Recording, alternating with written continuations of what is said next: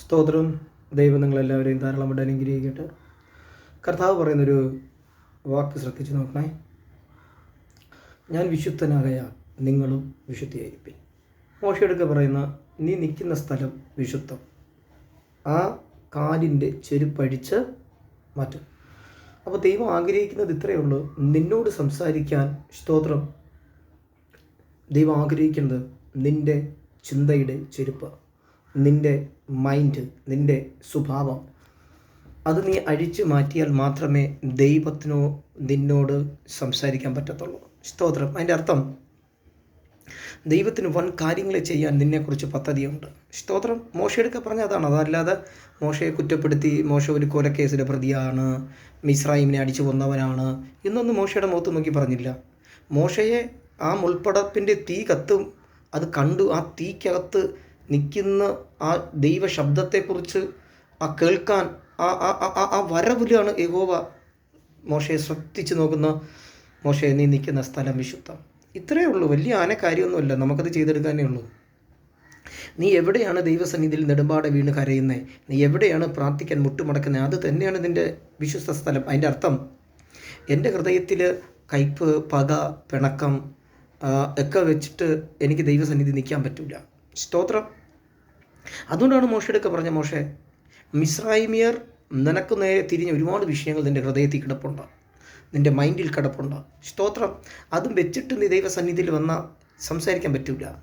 ദൈവത്തിൻ്റെ വലിയ കാര്യങ്ങൾ നിന്നോട് സംസാരിക്കണമെങ്കിൽ സ്തോത്രം നീ ഒരു വിശുദ്ധ ഹൃദയം ഉണ്ടായിരിക്കണം. അതുകൊണ്ടാണ് തിരുവചനം പറഞ്ഞത്, എൻ്റെ വചനം ഇടവിടാതെ വായിക്കുക, എൻ്റെ വചനം ഇടവിടാതെ വായിക്കുക, എൻ്റെ ഒപ്പം ഇരുന്ന് പ്രാർത്ഥിക്കുക. സ്തോത്രം. ശിഷ്യന്മാരെ യേശു വിളിച്ചുകൊണ്ട് പോയപ്പോൾ എന്താ സംഭവിച്ചത്? അവർ ഉറങ്ങിപ്പോയി ഗത്സമനയിൽ. അതും കുറ്റമായിട്ടോ തെറ്റായിട്ടോ ഒന്നും യേശു പറയുന്നില്ല. ജഡം ബലഹീനത, ആത്മാവോ ഒരുക്കമുള്ള. അവർക്കത് മനസ്സിലായില്ല. പത്രോസിനും സ്തോത്രം ശിഷ്യന്മാർക്കൊന്നും അത് മനസ്സിലായില്ല. അപ്പോസ്തല പ്രവൃത്തി വായിക്കുമ്പോൾ അത് കറക്റ്റ് മനസ്സിലാവുന്നു. ആത്മാവിൽ പ്രാർത്ഥിക്കുന്നതാണ് ദൈവത്തിൻ്റെ വലിയ അത്ഭുതങ്ങളെ നടക്കുന്നത്. അന്യഭാഷ കോപത്തോടു കൂടിയല്ല അത് വരുന്നേ. നിൻ്റെ ഹൃദയത്തിനകത്ത് കയ്പില്ലാതിരിക്കുമ്പോഴാണ്, വചനം വായിക്കുമ്പോഴാണ് അന്യഭാഷയിൽ സ്തോത്രം യുദ്ധം നടക്കുന്നത്. സ്തോത്രം. ഹല്ലേലൂയ. ആ ചെരുപ്പ് മോശ കാലിൽ നിന്നും അഴിച്ചു. നീ മറ്റൊരു വ്യക്തി നിൻ്റെ സ്തോത്രം എന്ത് പറയുന്നത്, ദുരാത്മാവ് അറിയാലോ, അഴിക്കാനായി ഏൽപ്പിക്കാതെ നീ നിൻ്റെ വിഷയത്തിൽ നീ പ്രാർത്ഥിക്കുക. ഒരു പാസ്റ്റർ വന്ന് നമ്മുടെ സ്തോത്രം തലയിൽ കൈവച്ച് പ്രാർത്ഥിക്കുമ്പോൾ ചില ദുരാത്മാക്കൾ പോകാറുണ്ട്. പക്ഷേ അതങ്ങ് പോയി. ഒരു 3-4 മാസം കഴിയുമ്പോൾ ആ സാധനം വേറൊരു സാധനത്തെ വിളിച്ചുകൊണ്ട് നമ്മുടെ അകത്തോട്ട് കയറാൻ വരും. കാരണം നമ്മൾ ജയിക്കേണ്ട ഭാഗത്ത് നമ്മൾ തന്നെ ജയിക്കണം. നമ്മൾ ചെയ്യേണ്ട യുദ്ധഭാഗത്ത് നമ്മൾ തന്നെ യുദ്ധം ചെയ്യണം. എങ്കിലേ അതിനൊരു വിജയം കാണുള്ളൂ. ഇപ്പം ഞാൻ ഒരുപാട് മെസ്സേജ് കേൾക്കും, ഒരുപാട് കാര്യങ്ങൾ പഠിക്കും.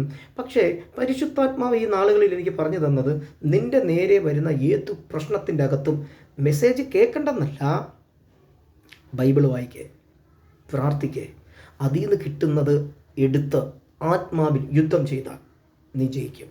സ്തോത്രം. മെസ്സേജ് കേൾക്കുന്നൊരു തെറ്റെന്നല്ല, നമ്മളെല്ലാവരും മെസ്സേജ് കേൾക്കുന്നവരാണ്. അതിനേക്കാളും വലുതാണ് നിൻ്റെ പ്രയാസത്തിലും ദുഃഖത്തിലും ബുദ്ധിമുട്ടിലും നിനക്ക് സഹിക്കാൻ പറ്റാത്ത വേദനകളിലും നീ ദൈവവചനം വായിച്ചിരിക്കണം. കാരണം അവിടെ ആശ്വാസം പകരുന്നത് പരിശുദ്ധാത്മാവാണ്. സ്തോത്രം. ഒരു പ്രാസംഗനല്ല. തെറ്റെന്ന് ഒരിക്കലും കരുതരുത് കേട്ടോ. പ്രസംഗം കേൾക്കുന്നതും നല്ലതാണ്. പക്ഷേ നിങ്ങൾ ശ്രദ്ധിച്ചു നോക്കുക. മോശ ആ മുൾപ്പടപ്പിൻ്റെ നടുവിൽ കർത്താവ് മോശെ എന്ന് വിളിക്കുന്നു. നീ നിൽക്കുന്ന സ്ഥലം വിശുദ്ധം, നിൻ്റെ കാലിൽ നിന്ന് ആ ചെരുപ്പഴിക്കെന്ന് പറയുന്ന. എന്തിനു വേണ്ടി? നിന്നോട് സംസാരിക്കാൻ. നിന്നോട് ആത്മാവിൽ സംസാരിക്കണമെങ്കിൽ സ്തോത്രം ദൈവവചനം നിൻ്റെ ഉള്ളിലുണ്ടെങ്കിലേ സംസാരിക്കാൻ പറ്റൂ. ഈ മെസ്സേജ് കേൾക്കുമ്പോൾ സ്തോത്രം നമുക്ക് ചില വചനങ്ങൾ നമ്മുടെ ഹൃദയത്തിൽ ഏറ്റവും കൂടുതൽ പതിഞ്ഞ് നമ്മൾ കരയാറുണ്ട്. അതെന്തെന്നറിയാമോ? പരിശുദ്ധാത്മാവിൻ്റെ സ്നേഹം നിന്നിൽ കിടക്കുന്നതുകൊണ്ടാണ്. സ്തോത്രം. ഹല്ലേലൂയ. എന്നാൽ നീ ദൈവവചനം വായിച്ച് ആ പ്രയാസത്തിൻ്റെ അകത്ത് നീ ഇരുന്ന നിന്നെ ആശ്വസിപ്പിക്കാൻ എൻ്റെ പരിശുദ്ധാത്മാവ് വരും. ആ ആശ്വസിപ്പിക്കുന്ന വചനം നീ മറ്റുള്ള വ്യക്തികളുടെ മുമ്പിൽ പ്രസംഗിച്ചു നോക്ക്, മറ്റുള്ളവരോട് അത് ഷെയർ ചെയ്ത് നോക്ക്, അവരുടെ ഹൃദയം തുറക്കും. ഹല്ലേലൂയ. സ്തോത്രം. ആമേൻ. അപ്പോൾ നിന്നെ വിളിച്ചിരിക്കുന്നത് എന്തിനാണ്? എന്നെ വിളിച്ചിരിക്കുന്നത് എന്തിനാണ്?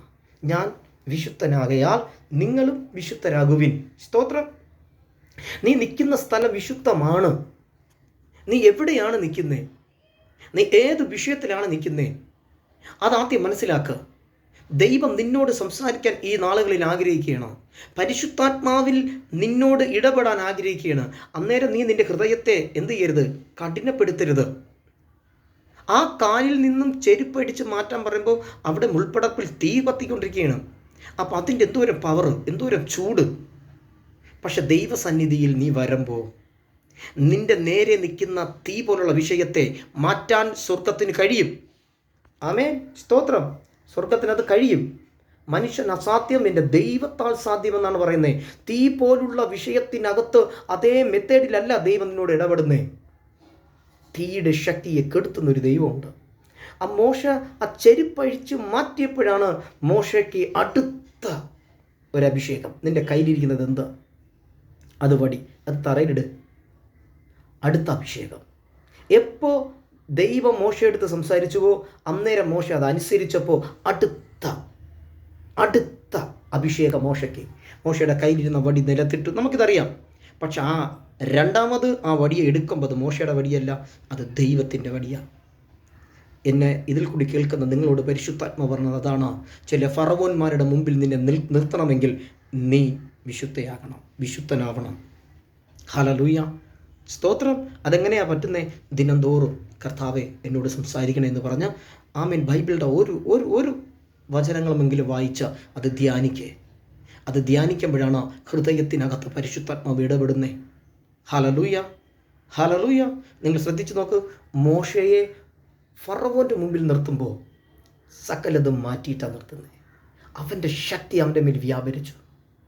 മോശ ഞാൻ നിന്നോട് കൂടെ ഉണ്ടാകും എന്നാണ് പറയുന്നത്. സ്തോത്രം. ഈ വചനങ്ങളാൽ ദൈവം നിങ്ങളെ ധാരാളമായിട്ട് അനുഗ്രഹിക്കട്ടെ. ഒന്ന് മനസ്സിലാക്ക്, നിൻ്റെ കാലിൻ്റെ ചെരുപ്പ് മറ്റുള്ളവർ അഴിക്കരുത്, നീ അഴിക്കണം. നീ അഴിച്ചാൽ ദൈവത്തിൻ്റെ വലിയ പ്രവൃത്തി നിന്നെ കൊണ്ട് ചെയ്തെടുക്കാൻ പറ്റും. ദൈവം ധാരാളമായിട്ട് അനുഗ്രഹിക്കട്ടെ. സ്തോത്രം. ആമേൻ.